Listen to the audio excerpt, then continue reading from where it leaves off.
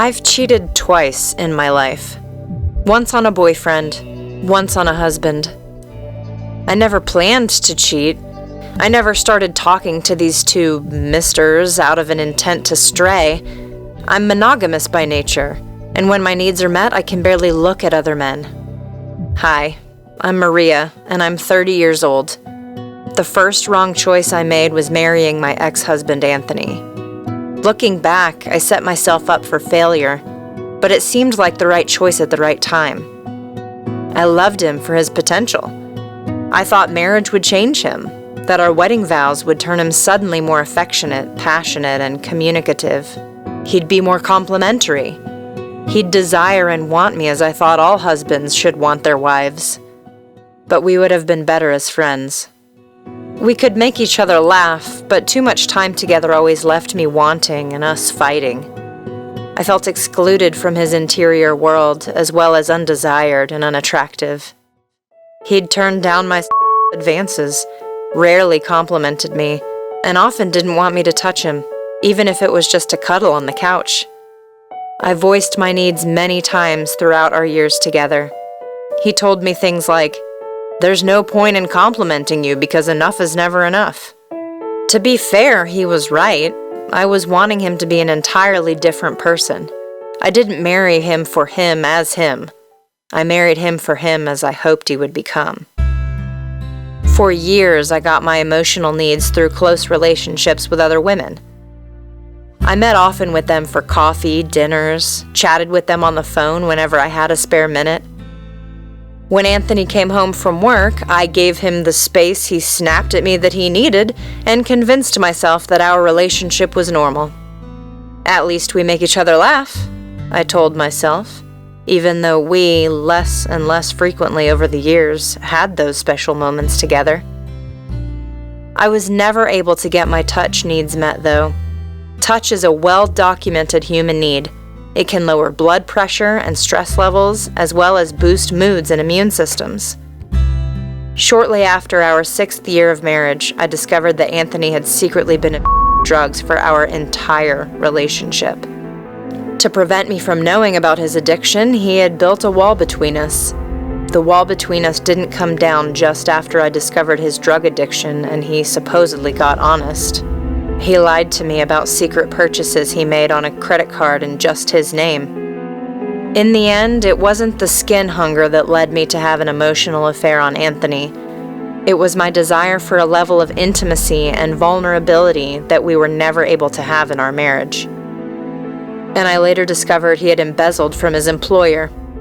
Then, after a few months, I met someone, and I put a wall between Anthony and myself while opening a window between me and this new person, Simon. Simon and I shared intimacies and secrets I felt incapable of sharing within my marriage, and my marriage crumbled just 8 days after our emotional affair started. I regret that I married someone based on their potential instead of their reality, because no one deserves that. We all deserve to be loved exactly as we are. If I could do it all again, I would have been more truthful with myself from the beginning. It's the greatest lesson I learned, and exactly why I chose Simon as my second husband, not the man I had an emotional affair with, because I love him as him. What's your story? True Tales wants to hear it. If you also have any such moment, you can share it in the comment section below. Hit the like button if you liked my story. Subscribe to this channel to watch more such videos, and press the bell icon for more updates.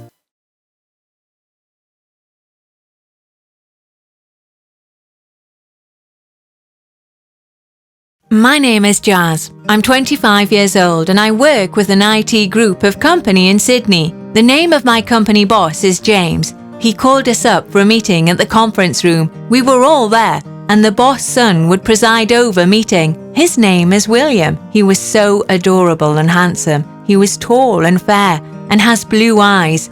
The moment I saw him, I began to blush. I could not pay attention to the presentation. I just kept looking at him. The sparkle on his face made me feel tensed, and I couldn't stop myself. I just had one thought in my mind, which is how rich the boss' son is. By the time the meeting was over, I had gone personally to meet him and gave him a warm welcome to the company. He smiled and asked me my name, and I said, "My name is Jazz." I instantly tried to be friends with him. As we went on with our task, we also had daily meetings. Then, one evening, I was stranded and couldn't get a cab, so he saw me and then stopped. He then offered to give me a lift.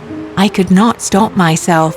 I just opened the door and sat in the car. We had lots of conversations. Then he asked me, should we go to the cafeteria and have a cup of coffee? And I said yes before he could finish. So we had a cup of coffee and went on to spend a little more time, which allowed us to know each other. Later, we started chatting through the phone and also continued to hang out more. We liked each other so much and our friendship had already started turning into a relationship. But all I had in my mind was one thought, and that was his money. I began to see all his money as mine. Although we were still out with friends, he had given me an expensive gift, a diamond ring. Oh, it was so pretty. I then told him how waiting for a cab is so stressful, so he gave me a car. I made him do shopping for me every day. We only ate in big restaurants, and he gave me every little thing I asked of him. My life was set. We were enjoying and having the best time of our lives. Just in a short time of my relationship with William, I attained great success. All my wishes come true. Everyone in the office started talking about our relationship, and I told them nothing was going on, that there is nothing in between William and I. I have, however, talked my relationship with William to my best friend Annie. I told her that I am just using that fellow for money. All I love is his money. I am just using him to fulfill my wishes. But Annie said, "What is wrong with you? That William loves you, and you know that." I didn't say anything in response to her, and that was the end of the discussion. The next morning, William had called, asking me to meet with him in the evening. He said he wanted to speak to me about something very important. Later, I waited for his call the whole day so that I could meet him up, but he had not called me up and was not answering my call either. I was worried about what could have happened to him. Then, in the evening, when I had met him, I noticed he had made lots of preparation for our date. While we were having dinner, he paused and asked me for a dance. We danced for a while, after which he leaned on his knee and asked me, "Will you marry me?" I stood still and shocked. I was speechless, and in my mind, I was thinking about a lot. First, I don't want to marry him. All I want is his money. So I just walked out of there. I don't want to be a housewife.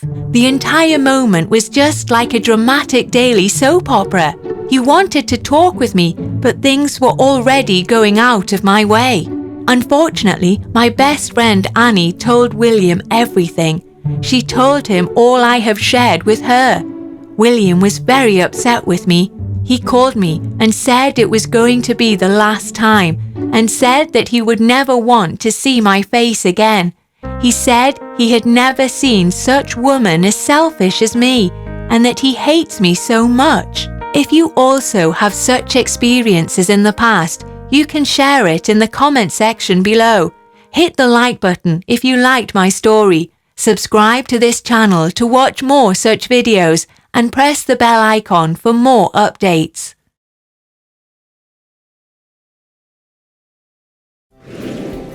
Hey friends, my name is Kaya, I'm 26 years old, and my best friend's name is Emma.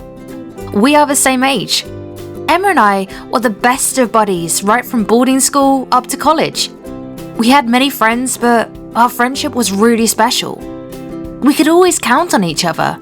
We used to hang out together. We used to laugh, cry, and had loads of fun together. We used to share everything with each other, and were there for help always. Life was easy and fun with her. Remember, this happens with everyone. Eventually, we completed college. My best friend Emma got a job in a multinational company. I was happy for her. And now, she got busy in her work, but every single day, we used to text, and a phone call each other. We were hanging out together practically every week.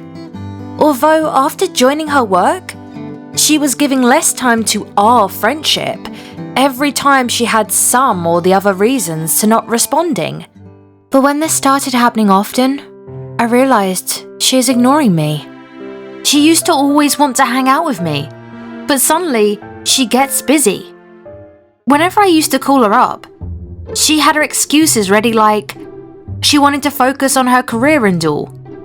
But I used to see her hanging out with her new friends and other people. I thought, that's okay. She's doing her own thing. Everybody finds new friends at their workplace. But still, I used to text or message her because you can't forget your old friends, right? One day, I messaged her this. I miss you. Let's go to dinner. There is a new restaurant that serves amazing sushi. I know you love Japanese food. She replied, Hey Kaya, sorry I have to go out with my mum for groceries. The same evening, I went to the store, thinking I might bump into her. While coming back from the store, I saw Emma on a bike, sitting behind a guy. I hid myself and saw that she was with John, a guy who used to study with us in college. I was devastated. I felt cold and numb. This feeling of being cheated on by your best friend was killing me. How can she? I considered her my everything, and she didn't even care telling me? I decided to confront her. I went to her place and asked her why she's behaving like this. Hey darling, surprise! Hey Kaya, what happened? Well, can I come in? Yeah, come in. Listen, Emma, I think there is something wrong between us. I mean, perhaps I'm overreacting, but I really miss you. Listen, Kaya, you have no right to invade my privacy, and you don't need to control my life. What? Don't act innocent. I'm dating John. You know John, right? Yes? He told me about you. Who are you to decide if I should date him or not? He just requested you to help him be friends with me, right? The truth is, I was afraid of losing Emma. I loved Emma so much. As a girl, she wanted more than what I could offer. I just didn't want to lose her. I'd seen this guy, John, with a lot of other girls, and none of them were happy after he left them for his next target. I wished Emma the best in life, and that was the end of our friendship. Life lesson? Friends' life goes on. I realized people are there in your life, not for you, but for themselves. They will be there till they feel their needs are being fulfilled. One day, they will be out of sight and out of mind. If you have such kind of experience, you can share it in the comment section below. Hit the like button if you liked my story, and subscribe to this channel to watch more such videos in the future.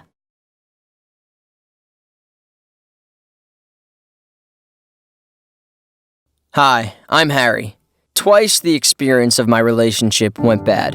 In both of my serious relationships, I got cheated on. My first relationship started when I got married to Suzanne at the very young age of 20 years old. Suzanne and I were studying in the same university. Not just classmates, but we were both the best of friends. I was popular in bunking classes, sitting idle or roaming around in the university campus, singing and doing a rap. For doing all of this, she was my best company. Singing was our passion, and we never needed a reason to sing. Just a mood made both of us sing. Time passed by, and gradually we had fallen in love, where we used to sing, "You Got a Friend in Me." Now we love singing, "Every night in my dreams I see you, I feel you." And soon, without completing our studies, we got married. We were both enjoying our life, and for surviving, we planned to do recording in our flat. We bought a mic, speakers, amplifiers, and built a small recording studio in our flat. We took freelancing work for voiceover, and we earned a good amount of money for it. Our freelance work took both of us to another level, and after 2 years, we both saw financial growth. Setting up a huge sound studio needs a good investment, and this time we were capable to bear all the funds. No sooner, we purchased a new office near our apartment, bought and installed the music system and all the required sound accessories. After completing all the setup, we hired 2 boys, Calvin and John, as co-workers. And our work started. We all worked full-time, but did fun stuff and partied too. Everything was going cool, and after 6 months, I got even more great news. Suzanne was expecting a baby. What a remarkable day it was. I was blessed and I was loving life. God showered happiness on me until one day. 8 months passed by and Suzanne carried our baby safely until then. Then one day, as usual, I left for the studio. Suzanne was home along with our housemaid. Suzanne was dusting the staircase and accidentally she slipped and fell down. She got faint on the spot. Our maid was in the kitchen and because of the sound Suzanne made when she fell, she went out to see what happened. She was shocked looking at Suzanne lying on the floor. She immediately took her to the couch, called me, and then called the ambulance. We rushed to the hospital and Suzanne was taken to the operation theater. I was wrecked and worried for my wife and for the baby too. I was praying that both of them should be safe, but unfortunately, I got the news that we lost our baby. I was disheartened, but I kept myself calm because I didn't want to make Suzanne more sad. I went to see Suzanne when she was unconscious and wasn't aware of who was around her. Her eyes were closed and she was chanting, "Calvin, Calvin." I was confused initially, but later I realized that Calvin is the boy who works in my studio. After a while, she woke up and asked me about our baby. But at the moment, I was thinking, why was she talking about the name Calvin? I wanted to know the truth. So rather than telling her about the baby, I directly questioned her about Calvin. What is going on between you and Calvin? She said, "Calvin and I? Are you mad?" I told her that she was chanting Calvin's name when she was unconscious. She panicked and began to sob. She said that she was dating Calvin from the last 2.5 years, and the baby who got miscarried is actually his and not mine. I felt cheated. I had no words and just went away, leaving my wife behind. I got a divorce with her and broke off the relationship clean and kept myself busy with work. I also removed Calvin from the job and hired more new people. We started taking more projects and I did promotion of my work to most of the social media sites. I even made the advertisement and sold it to the advertisers. It took me a year to come out of my marriage incident. Then one day, I received an email from Rose. She was looking for a sound studio for designing some of her videos. We met to get the deal finalized. She was tall, beautiful, and hot in figure. She wanted to get 30 videos of hers designed within 3 months and she was ready to pay a huge amount for the same. We got the deal done and all my co-workers worked day and night to complete the project. I was planning to buy a car, and the amount of money which I was supposed to get from this project was sufficient. I started meeting with Rose frequently for the same project, and gradually the professional meetup changed to personal. I shared my personal problems of my wife with her.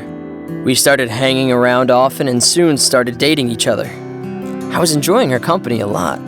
Our relationship got stronger, and I could blindly trust her. Days passed by, and finally, all her video designs were completed. Rose was thrilled with the work. She asked me to give her all the music files and the hard disk, but one of my co-workers said that we can't provide all the files and that she'd need to pay us first. Rose looked at me and said, "Oh dear, don't spoil my plan. Tomorrow we're going for a romantic date. I'll give you your payment there along with the surprise." I was ecstatic to know that tomorrow was a big day. I started dreaming about my future with her, and my senses weren't working, and I let her take the hard disk. The next day, I went to said location. She had invited me to a hotel, and the seats were already reserved. I sat on the chair and was waiting for her. She was late, so I called her, but her phone wasn't connecting. Then a waiter came along with a glass of wine. He served me the glass and gave me a note. I surprisingly opened the note to find, "Thanks, honey, for the sounds. You did a fabulous job. And your surprise is that I have left town. Enjoy the wine, Dumbo." My mind was just not ready to accept that, but the fact was, even she cheated on me. Just to get all the video done for free, she played with me. How could she do that? All girls are the same. They have no feelings. I feel like I can't trust anybody now. I don't know whether I'll ever be able to trust anyone. I visited a psychologist and took some therapy so that I can relax my mind. Nowadays, I just remain confused, and it's become difficult for me to make any decision in my life. Kindly suggest for me what I should do in the comment box.